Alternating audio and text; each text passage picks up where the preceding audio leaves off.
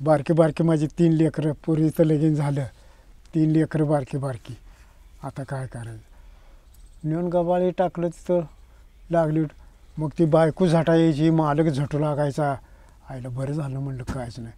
पुन्हा महिनाभर त्यांनी करू लागलं आणि पुन्हा अंग काढलं की पुन्हा कुठली यायला, पुन्हा आमच्यावरच लोड व्हायला लागला. आता काय करावं? आता मात्र पंचायती आली गड्या, पण इलाज नाही. त्यानं का दुकानात खातं लावून दिलं होतं किराणाच्या, काय पाहिजे तरी तिथनं आणायचं म्हणून. कुठं कपडे घे, कुठं चादर घे. मग माझी पोरगी एक आजारी पडली, तिला झाला उपाटा नळगुंड. 5 वर्षाची पोरगी होती. आता ह्या कामाचा एक लोड का त्या पोरीला बघणं नाही. ती पोरगी गव्हाणीत अशी उगच पोट धरून पडायची. आमचं काम काय करतं? नळगुंड म्हणजे काय? ती उपाट नळगुंड असं नळ सुचते तर उलटं, काय उलटं नळ सुचते तर. आईला आता काय करावं पोरगी दम निघाना. मग ती माणसं म्हणली दवाखान्यात जावा म्हणली घेऊन. पोरीला उचलून सांगलीत आणलं आणि दवाखान्यात टाकलं. आता माझ्या बदलाला बायको काम करू लागायची तिथं. ते शान घाण वैरण काडी करायची. मी इकडं दवाखान्यात मी गेलो का मालकीने यायची पुरी पैसे. मग ती पोरगी अशी पडायची. अहो डॉक्टर, मग ती इंजेक्शन दी, गोळ्या दी. 1300 रुपये बिल झालं. 1300 रुपये बिल झालं. पोरीला इकडं जास्त झालं. काय खाजगी दवाखान्यात टाकलं होतं. डॉक्टर म्हणला हे बिल भागवा म्हणला ना, तुम्ही दवाखान्यात जाऊ द्या म्हणला. काय सरकारी दवाखान्यात जाऊ द्या म्हणलं. झालं सरकारी दवाखान्यात त्याचं बिल भागवलं आणि सरकारी दवाखान्यात नेऊन टाकली. बाबा टाकली. आता काय करायचं? पुन्हा सकाळपारच्या तिथलं आमचं गोट्यावरलं सगळं उरकलं आणि सांगली 2 जण आम्ही आलो. पोरगी आतमध्ये झोपली ती खाटावर. डॉक्टर म्हणला कोणतं पेशंट तर असं असं आहे, असं आहे म्हणलं. तर आणा म्हणलं. पोरीला उचलली आणि त्यांच्या टेबलावर नेऊन झोपवली न आम्हाला म्हणलं जावं बाहेर जावं म्हणलं. आम्ही 5-10 मिनटं बसलून पुन्हा आम्हाला आतमध्ये बोलवलं. तर पोरगी म्हणायची माझा हिथं दुखतंय, तुम्ही डॉक्टर इथं कशाला इंजेक्शन देत आहे? हिथं दुखतंय आणि इथं कशाला इंजेक्शन देत? पोरगी मला बोलत होती. 5 वर्षे म्हणलं चांगली बोलत होती. मग पुन्हा जावं म्हणलं आता तुम्ही बाहेर जावं म्हणलं. आतमध्ये डॉक्टरनं आमच्याकडून अंगठं घेतलं कागदावरती आणि आम्हाला बाहेर बसवलं. एक अर्धा तासानं पुन्हा बोलवून घेतलं. उचला म्हणला पेशंट, न्या जावं म्हणलं. अहो काय झालं? काय तिथं काय बोला? खलास झाली पोरगी. काय डोस दिला पोरीला, खलास झाली. डॉक्टर म्हणला उचला म्हणला पोरीला. अहो डॉक्टर आता आम्ही नेणार कुठं? आज सांगली कुठं आली, राडवाडी कुठं आली, आम्ही काय? तर तुम्ही म्हणला प्रियत उचला म्हणला, जावा खाली म्हणला. डॉक्टर बाहेर जावा म्हटला. पोरीला मी असं घेतलं बायको मागे. आता मग पुन्हा म्हणला ते थांबा म्हणला, तुमच्या मागं पेशंटला ती नर्सबाई लावून देतो म्हणला. ती नर्सबाई आली. त्या नर्सबाई म्हणली चला माझ्या मागं. तिच्या मागं गेलो. ती म्हणली ह्यो चावी म्हणली आणि उघडा म्हणली, दवाखाना उघडा म्हणली. आणि असं मी ती कुलूप घातलं. पोरगी अशी धरली, एका हाताने चावी लावली, असं उघडलं आणि लाथन दररोजा हाणला. तर तिथं ती 6 दिवसाचं प्रेत आत पडलेलं होतं. त्याच्या आळ्या पडल्या होत्या त्यात. ती नर्सबाई म्हणली त्या कट्ट्यावर ठेवा म्हणली पोरीला.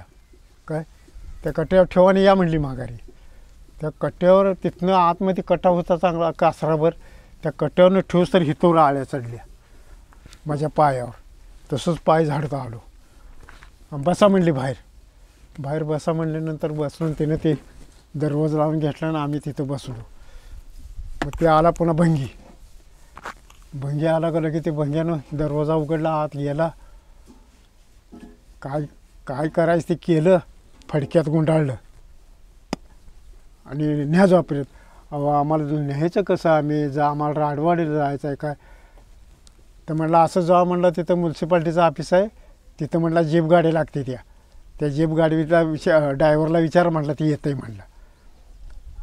गेलो मग मी ती पोरगी घेऊन तिथं बसलो. मालकीने गेली. ती म्हणली अशाची भानगड आम्हाला राडवाडीला जायचं आणि आमची पोरगी वारली न्यायची. कुठे जायचं नेतो म्हणला पण कालवा करायचा नाही म्हणला, रडा बेडायचं नाही, काय सुद्धा नाही म्हणला. ठीक आहे म्हणले, कोण माझं मालक आणि आम्ही दोघंच आहे म्हणली आणि पोरगी वारलेली, 1000 रुपये घेईन म्हणला. आता काय करायचं, ठीक आहे बाबा म्हणलं, चालतंय म्हणलं. आणली जीप गाडी त्यानं, जीप गाडी आणलं, बसलो जीपड्यात, कालवा नाही काय नाही. गेलो राडवाडीला. गेलो का आपलं मालक शानघाण काढत होतं. गाडी जाऊन असे जिबडं उभा केलं. लगे मालक आला, ड्रायव्हरकडे गेला, किती बिल तर 1000 रुपये. मालकानं लगे 1000 रुपये काढलं का दिलं ते ड्रायव्हरचं. ड्रायव्हर गेला निघून. मग पुन्हा माझं साडू मेवणं त्यांना कळल्यानंतर ते आले. किती 5-6 जण माणसं आम्ही. आता इथे मालक म्हणला आईला अवघड आहे म्हणलं, आता कोण कोणाच्या रानात पोरं द्यायला लागले, कोण कोणाच्या रानात मड पोरं द्यायला लागले. आम्हीच तर जागा गेलेलो माणसं.